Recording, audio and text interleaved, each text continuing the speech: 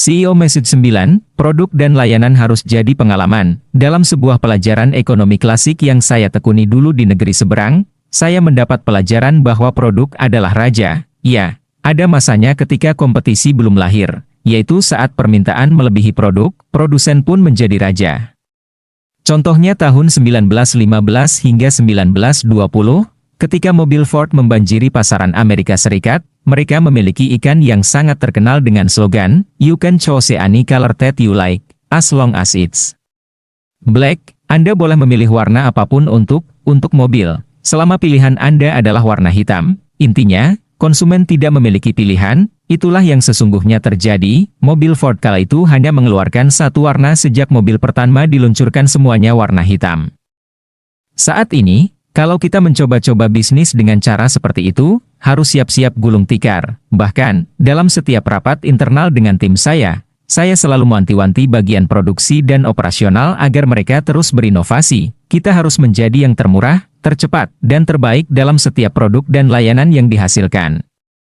Kembali ke pembahasan awal saya tadi, dalam keilmuan klasik yang dikenal dengan nama experiential economy, ada indikasi bahwa penawaran yang diberikan perusahaan kepada pelanggannya terdiri atas 4 jenis. Penawaran tersebut disebut komoditas, barang, layanan, dan pengalaman. Sebagai produsen, kita dapat memilih mau jualan komoditas yang memang gampang tapi harga pasar, atau mau jualan pengalaman dengan harga premium tapi jauh lebih sulit. Untuk membawa komoditi menjadi pengalaman, kita harus melakukan customization secara terus-menerus. Dulu, memang, barang dan layanan bagus sudah cukup memuaskan pelanggan, dan itu penting karena disinilah indeks kepuasan pelanggan dihitung.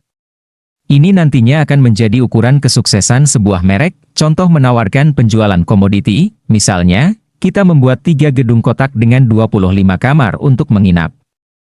Kita bisa lakukan dengan mudah dan kita bisa memiliki 3 buah gedung tersebut. Namun, sayangnya kini kita sudah memasuki era experiential economy. Kini sudah tidak cukup lagi hanya memiliki produk yang bagus dan layanan yang oke. Lebih dari itu, produk dan layanan kita harus mampu membangkitkan sensasi pengalaman yang akan menjadi basis loyalitas pelanggan.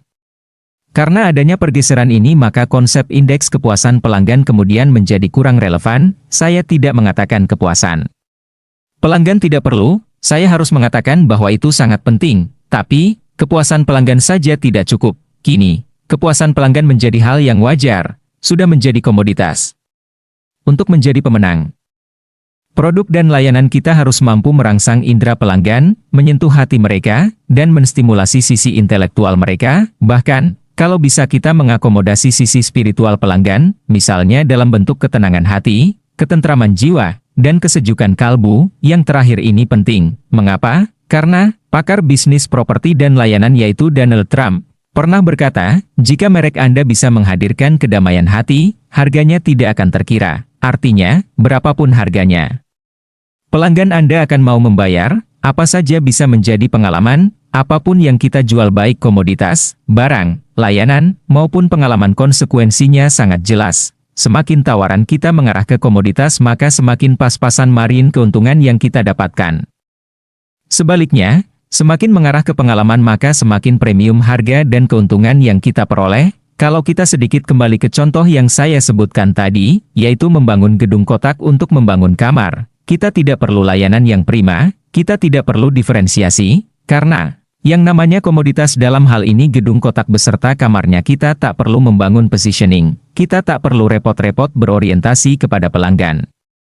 Akan tetapi, kalau pilihan kita ingin meningkatkan ke arah pengalaman, pekerjaan kita memang tentu akan menjadi semakin berat dan sulit. Tidak cukup sekadar membangun merek, positioning, atau diferensiasi. Lebih jauh lagi, kita harus mampu melibatkan pelanggan dalam proses bisnis. Kita harus mampu mencustomize produk kepada pelanggan secara personal, kalau perlu, secara one-on-one. Kita harus mampu menjadikan produk kita sebagai sebuah pertunjukan yang mengisap benak dan hati pelanggan. Selama pertunjukan di panggung, saya berusaha untuk tidak menggurui, dan saya di sini hanyalah sahabat yang mengingatkan Anda semua akan sedikit keilmuan. Anda boleh abaikan kalau Anda merasa ilmu ini kurang berguna bagi Anda.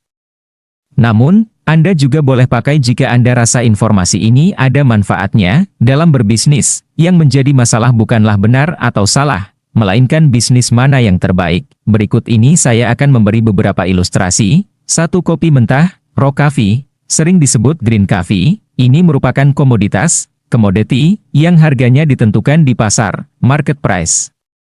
Karena harganya sama, komoditas ini dijual dalam bentuk satuan kuantitas kilogram, kuintal, atau ton. 2. Kalau kopi ini diolah, diberi aroma tertentu, dibungkus kemasan, dan diberi merek, kopi ini naik derajat menjadi barang, goods, bukan sekadar komoditas lagi. 3. Begitu kopi ini disajikan di hotel bintang 5.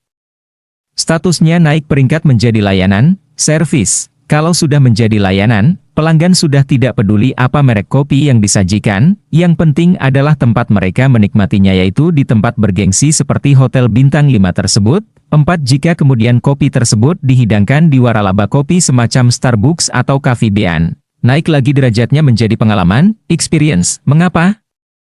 Karena, di sana kopi tidak dihidangkan dengan layanan yang bagus saja, tapi juga dirancang untuk menciptakan pengalaman tak terlupakan.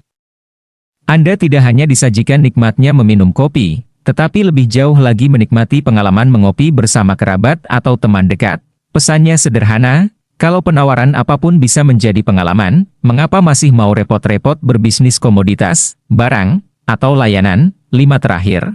Misalkan kopi tersebut Anda nikmati berdua dalam bulan madu romantis bersama pasangan, di atas perahu di Venesia, Italia, dilatari pemandangan senja, diringi lagu cinta yang dinyanyikan oleh sang pengayuh.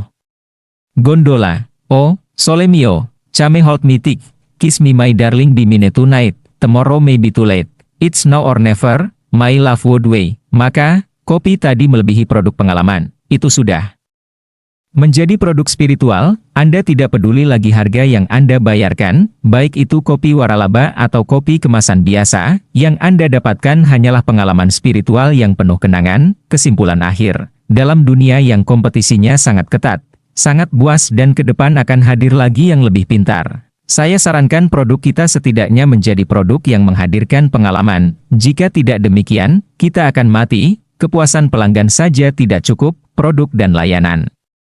Kita harus membangkitkan sensasi pengalaman, yang kemudian akan menjadi basis loyalitas pelanggan.